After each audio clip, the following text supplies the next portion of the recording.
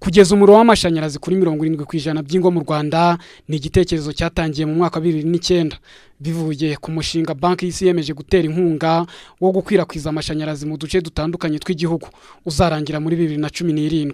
Itangazamakuru ryanditse ko hatangizwe uyu mushinga witezweho kugeza amashanyarazi ku ngo 1,700,000 habarurwaga ingo zisaga 141 ziyafite. 16% by'ingo mu Rwanda nizo zari zifite umuriro w'amashanyarazi muri 2012. Hamwe mu hari hitezwe kuvana ingufu ni ku mugezi wa Nyabarongo watanga megawati 28, ikiyaga cya Kivu kikabyazwa megawati 25 n'ingufu zituruka ku izuba zitezweho megawati 8 n'ibice 5.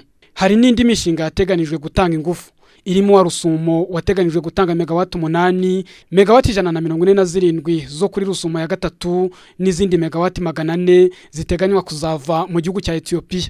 Byari byitezwe ko ingengo y'imari ya leta y'umwaka ushize irangira hubatswe imiyoboro y'amashanyarazi igera ku 500 kugira ngo byongere amashanyarazi ku kigero cya 50% nk'uko ikigo cy'igihugu gishinzwe ingufu cyabitangaje. Kongera umuriro w'amashanyarazi bigira uruhare rutaziguye mu kuzamura ubukungu bw'igihugu n'imibereho y'abaturage binyuze mu gutuma havuka imirimo mishya nk'imyuga y'ububaji, gusudira ibyuma no kogosha ndetse no korohereza abashoramari yaba bo mu gihugu n'abanyamahanga. Ukurikije igihe gishize hatekerejwe kongera ikigero cy'ingo zifite amashanyarazi mu Rwanda n'umwaka wa 2017-2018 leta yihaye nk'umwitangirizwa nibura barenze 1/2 cy'abaturage bakagombye kuba bafite amashanyarazi. Megawati 563 niyo ngano y'umuriro w'amashanyarazi wateganijwe kuzabukoreshwa icyo gihe. Hano muri studio turi kumwe na Bwana Kamanzi Emmanuel, akaba ari umuyobozi w'ikigo cy'igihugu gishinzwe guteza imbere amashanyarazi ndetse n'ingufu kizwi ku izina rya EDCR. Bwana Kamanzi, turabakiriye muri studio za TVTN. Murakoze. Muri gahunda y'imbatura bukungu icyiciro cya kabiri iteganya ko mu mwaka 2017-2018 ingo zigera kuri 70% z'abanyarwanda zizaba zifite amashanyarazi. Ni mu gihe ariko muri 2012 zabarirwaga kuri 16%. Ntawa kwirengagiza ko hari imishinga yateguwe yagivugwa kenshi hariho nk'umushinga wa Nyabarongo, Kivuwati, hari n'amashanyarazi yitezwe kuzaturuka mu gihugu cya Ethiopia ndetse atari make megawati zigera kuri 400 kugira ngo muri kiriya gihe u Rwanda ruzabe rufite megawati zigera kuri 563. Mushobora kudusobanura muri rusange aho gushyira mu bikorwa iyo mishinga bigeze ndetse no mu rwego rwo kongera ingo zifite amashanyarazi mu Rwanda? Murakoze. Kubijyanye ni kongera ingufu tugeze ahantu heza niko nabivuga, kuko uyu munsi tugejeje kuri megawati 186 z'amashanyarazi. Kuba fatabuguzi tumaze kugera kuri 24% by'aba twateganyaga, no kuvuga tugana kuri 70%, ariko ibyo tuvuga 70% harimo ibice bibiri, hari 48 bazayafata ku murongo mugari w'amashanyarazi, hari na 22 bazayafata ku murongo nako twita abatari ku murongo mugari. So ibyo rero bikatwereka yuko ira ntego ya 70% tuzayigeraho, ariko mu bijyanye no gukora amashanyarazi nibyo nakubwira ko tugeze ahantu heza. Projet nyinshi abantu benshi bakunda kumva yuko zatinze kurangira, ziriyo ziragenda zirangira. Urugero naguha ni Kivuwati ubu ngubu iratanga amashanyarazi megawati 26 n'ibice 45, ubwo twateganyaga gukuramo 25 gusa, ariko biragaragara yuko yazamuye, twashoboye kugira production iri hejuru. Ibyo rero bikatwereka yuko no mu zindi dufite twavuga nka za pit to power iriya ya Gishoma, nayo tubona yuko izatangira gutanga umuriro mu kwezi kwa gatandatu kukuza. Izindi dufitemo ni ingomero nkeya zirimo Giciye, sinakibagirwa Nyabarongo twashyizeho uriya mwaka washize. Izo ni zimwe mu ngero z'ingomero zimwe na zimwe zigenda ziza kandi zigaragaza ko kuri ya ntego tuganaho tuzayigeraho bidatinze. Hanyuma ari amashanyarazi azaturuka muri Ethiopia ko ari nayo menshi ho. Ayo niyo naringiye kugarukaho, umurongo mugari abenshi baturuka mu burasirazuba za Nyagatare barawubona. niwo murongo munini muri iki gihugu kugeza hano hakurya aho bita Shyango waruzuye. Ikitaruzura ni icyo twita substation, ni nko kuvuga aho tuzakirira ya mashanyarazi, naho twagizemo ingorane bigendamo gakeya, ariko naho tubona yuko mu mezi 5 ari imbere cyangwa 6 twaba turangije. Ibyo ariko ntago bivuze ko tuzawugarukiriza hano i Kigali, ahubwo hariho n'undi murongo ukomeza uva aho ngaho tuzayakira ukomeza ukayatwara mu majyaruguru ndetse no mu majyepfo n'Iburengerazuba, agakomeza mu buri Kongo no mu Burundi. Iyo ni amaproje arimo gukorwa ubu ngubu. Tukaba duteganya yuko mu mpera cyase hagati muri uyu mwaka tukaba tuyarangije, bityo amashanyarazi agashobora gukwizwa mu gihugu cyacu cyose. Ikindi twanakomeza no kuyohereza no mu baturanyi. Kuvuga ayazaturuka hanze, ubu twamaze gusinya amasezerano na Kenya, bazaduha megawati 30. Nyuma y'uko iyo mirongo irangiye ni wabo baracyagerageza gushyiramo ingufu kugira ngo imirongo wabo izana amashanyarazi nanga irangire, ariko dufite target yuko tuzagira umurongo utagarukira muri Kenya, ahubwo uva no muri Kenya ukagera muri Ethiopia, tugashobora kuimportinga amashanyarazi. Twamaze kugirana ubwumvikane, ariko nubwo nta masezerano dufitanye, hari ayibanze ariko hajyanye no gucuruza agera kuri megawati 400, akaba nayo tukirimo kuyagenda tuyakurikirana kugira ko twagirana amasezerano ahamye yo kugira ngo icyo gihe imiyoboro izabirangiye kuzura dushobore kugira ngo tubone umuriro hano mu Rwanda. Iyo umuntu yumva uburyo umunsi ku munsi amashanyarazi agenda yongera mu gihugu, ariko nanone ukareba uburyo abaturage ndetse n'ibigaragara uburyo umuriro w'amashanyarazi nanone ugenda ubura bya hato na hato, ku buryo muri no minsi nashize sinzi niba ubwo butumwa namwe mwarabubonye ku mbuga nkoranyambaga nka WhatsApp na Facebook, aho bavuga bati ikigo REG gisigaye noneho gifite ikoranabuhanga rituma amashanyarazi aburira icyarimwe mu gihugu. Uko amashanyarazi agenda yiyongera ndetse nuko agenda abura mu bijyanisha gute? Ibyo ni ibintu bijyanye n'ikoranabuhanga niko nabyita. Amashanyarazi ubwayo kuba menshi ni ikibazo, no kuba makeya ni ikibazo. Mu miyoboro twari dufite itandukanye yagiye ijyaho bitewe n'ubushobozi twari dufite, kugezaho umuvuduko wo gushaka amashanyarazi usa naho ugiye gusa n'urenga umuvuduko wo kuyakwirakwiza, bityo imirongo uko igenda biba mugufi ni nako nayo igira ingorane zitandukanye. Nibyo bibazo abantu bamaze iminsi bumva, umuriro wavuyeho complete ukavaho. Ejo bundi ho habaho n'ikibazo gikomeye ubwo wavagaho hafi igice kinini cyose cy'igihugu, ariko byaterwaga nuko twabaga dufite inzira imwe. Iyo ufite inzira imwe rero igihe cyose yigize ikibazo ingaruka ziba nini. Mu gihe twabaga tugifite umuriro mukeya, kuwunyuza muri izo nzira byari byoroshye, ariko iyo maze kuba mwinshi bitangira kugonga kunaniriza ya nzira wanyuragamo, bityo bikaba byateza n'ingorane cyangwa impanuka. Ariko icyo ngicyo cyabiteye nuko mu miyoboro migari twubakaga harimo n'uyunguyu nkubwira uturuka mu Bugande, ntago ari wo kuzana amashanyarazi uyakura muri Kenya gusa, ahubwo buriya wari ugamije no kugira ngo ugabanye cyangwa se wongera inzira zo kunyuzaho amashanyarazi, cyane cyane dukura mu majyepfo y'igihugu, kuko niho henshi haturuka amashanyarazi. Ibyo rero ntago wabihuza no kuvuga ngo kuba amashanyarazi abaye menshi akabura, ntago wavuga yuko yenda ari ukubeshya ko ayo mashanyarazi adahari. Ayo mashanyarazi yarahari, ahubwo ni na menshi ku buryo ubu ngubu dufite amashanyarazi adakoreshwa menshi, bityo birimwe na rimwe bikanadutera n'igihombo. Menshi gute? Menshi iyo tuvuga ubundi abaturage uyu munsi almost nko ku manywa usanga nka hafi 1/2 cyayo dufite adashobora kuba gukoreshwa.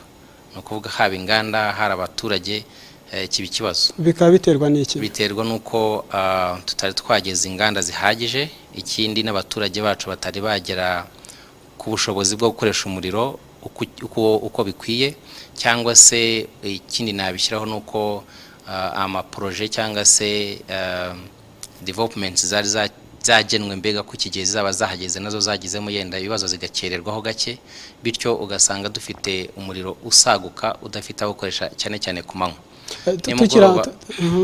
nimugoroba byo ubona yuko iyo abantu bamaze gushyiraho amatara birazamuka, ariko nabyo bigaragara yuko haba tuba tugifite umuriro mwinshi udashobora kuba gukoreshwa. Icyo rero kikaba gitandukanye n'ikibazo twari dufite mu minsi ishize, cyane cyane mu kwezi kwa 7 no kwa 8 igihe cy'izuba, aho amashanyarazi yabuze, koko yarabuze biragaragara, aho mwabonaga amashanyarazi yacu agenda abura buri kanya. Ikindi yanaza akaza adafite ingufu, ukabona itara riraka gahoro cyane. Bira byaterwaga n'uburyo bw'amashanyarazi atarahagije, ariko uyu munsi ho tuvugira nuko dufite amashanyarazi ahagije. Ikindi dufite ikibazo ni za nzira tuyanyuzamo, ubu nicyo kibazo kidukomereye. None iyo amashanyarazi agiye gutyo, abaturage bagiye bakunda kwinubira uburyo abahombya, business zabo zigahagarara, bimwe mu bicuruzwa byabo bikangirika. Hari uburyo yenda mu Rwanda bushoboka ko umuriro wangirije ibicuruzwa bye cyangwa ibintu bye muri ubwo buryo ashobora kwishyurwa nk'uko bamwe muri bo banagiye babigaragaza? Ibyo byaturuka ko umuntu abyumva cyangwa yabitekerezaho.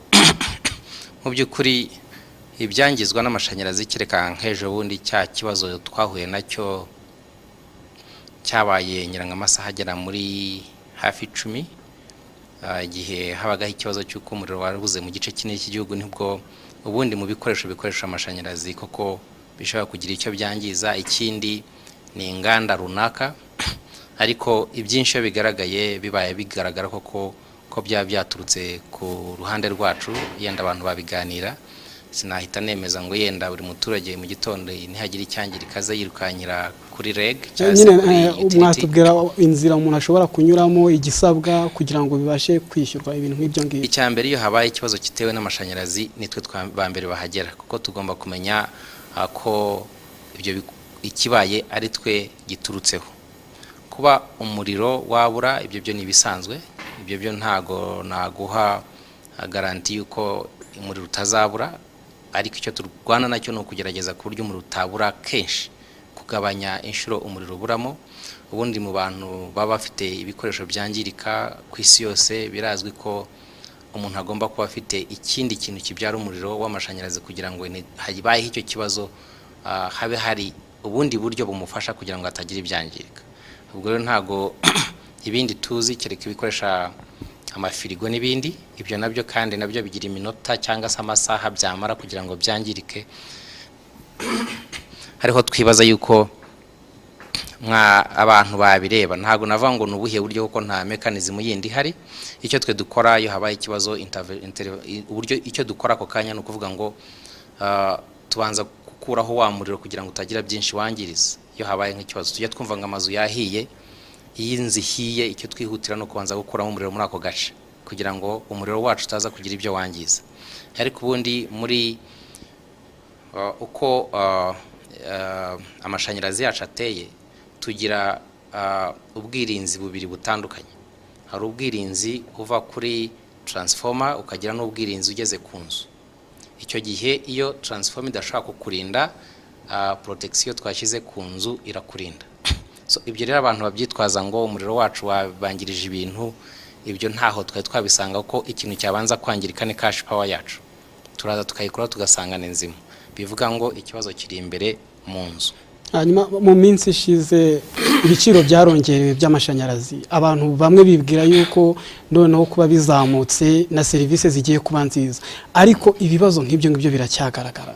Mushobora kugira icyo mubivugaho? Natangiye mbivuga, ntago nzi neza niba wavuga yuko service dutanga uyu munsi uzigeranyije n'iminsi ishize zaba ari mbi koko. Kiretse muri iriya minsi natwe twatanze kandi twanagaragaje ikibazo twari dufite mu kwa 7 no kwa 8 no kwa 9 nyina kugeza mu kwa 11. Hari kugeza uyu munsi service dutanga, amashanyarazi dutanga mu by'ukuri afite ubushobozi, kiretse aho abantu bagenda bayakoresha mu buryo butari bwo. Nabaho urugero, nkaho twashyize umuriro ugamije gucana utagamije inganda, abantu bagatwara y'inganda, uwo muriro ntacyo uzabamarira. Urumva ko bitandukanye. Ni ukuvuga ngo igihe cyose umuriro utakoresheje uburyo bagomba gukoramo hazazamo ikibazo. So icyo twe dusaba nuko nibavuze bati aha ni muri industrial zone, tujyana y'umuriro ujyanye n'inganda. Aha niba ari aho abaturage bakwiye kuba batuye, tujyanayo umuriro ujyanye n'uko abaturage batuye. Kubera iki? Nuko amafaranga akenerwa kugira ngo tugeze uwo muriro w'inganda bisaba amafaranga menshi cyane. Ku muriro tw'abaturage nabyo bisaba andi menshi. Rero guha umuturage ukeneye umuriro wo gucana gusa ukamuriro umeze nk'umuriro inganda zikeneye, ibyo ngibyo ntago nzi ko leta yazabivamo. Ariko uko igihe kigenda kiza niko tugenda natwe twongeraho ubushobozi bwa wa muriro kugira ngo n'aba baturage aho bari bashoboye kugira ibindi bintu bakora byabateza imbere. So icyo dusaba rero ni iki? Nuko abantu baramutse bahuye n'ikibazo nk'icyo batwegera tukabagira inama, cyangwa se yabashaka gukora ishoramari akaba atabisobanukiwe akwiye kuza akatugisha inama. Ashaka kutugisha inama, ashaka kugisha Minicom inama, bakamugira inama. Ariko igihe cyo ukabona umuntu aragiye ashinze uruganda epfo yo mu kabande kubera ko ari hafite isambu. Twebwe tuzanye umuriro wo gucanira abaturage, gucana amatara cyangwa se kugorora no guteka, akazana agashyiraho imashini, ntago bizajyana. Icyo gihe nibo abantu uzajya ukumva ufati umuriro mwaduhaye ntacyo tumariye, umuriro mwaduhaye nta umuriro wa amazina menshi. Muravuze muti uko iminsi igenda izani nako ibibazo bizagenda bikemuka n'umuriro ugenda wiyongera, ariko turi muri 2016, ejo ni 2017, 2018 nkuko IDPRS biteganya.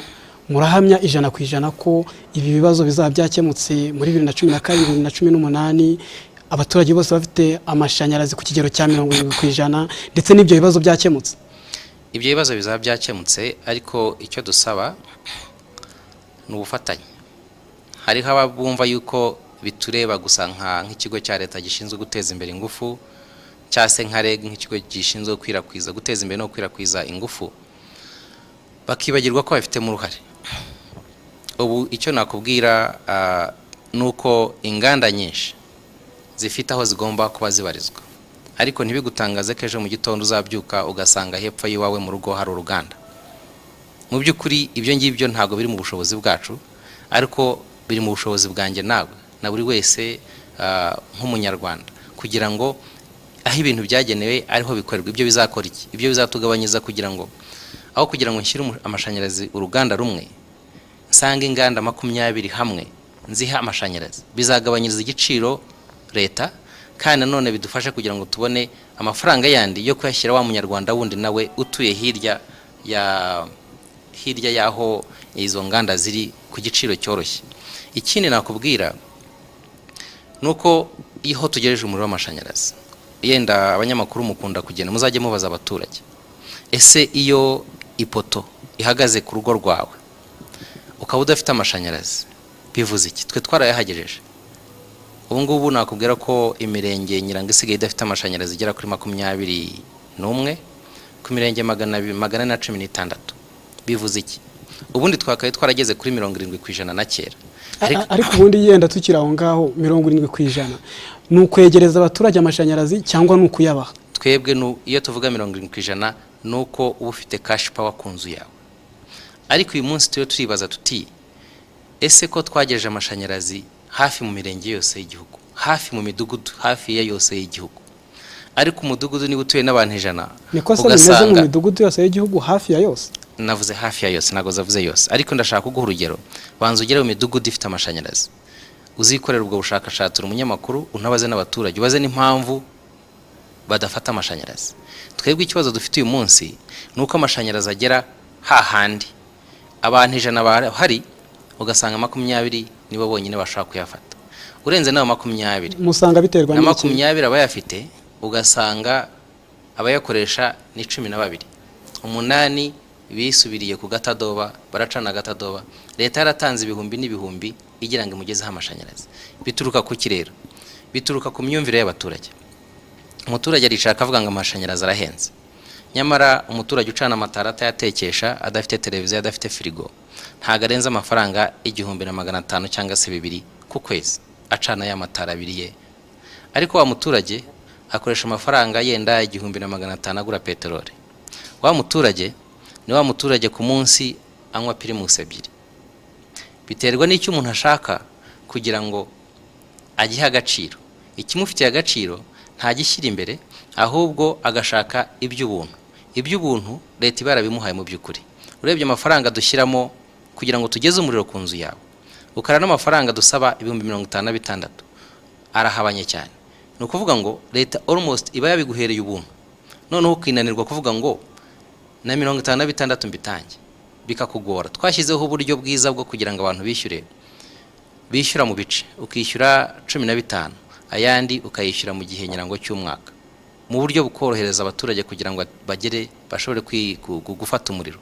Icyo nakubwiraga ni iki, zira ntego twihemeje, iyaba abaturage bose babigiraga ibyabo, bakumva yuko ko iyo ako kantu kagomba gutanga nako agomba kugatanga kugira ngo na za serivisi zimugereho, twese dufatanyije zira ntego turazigeraho.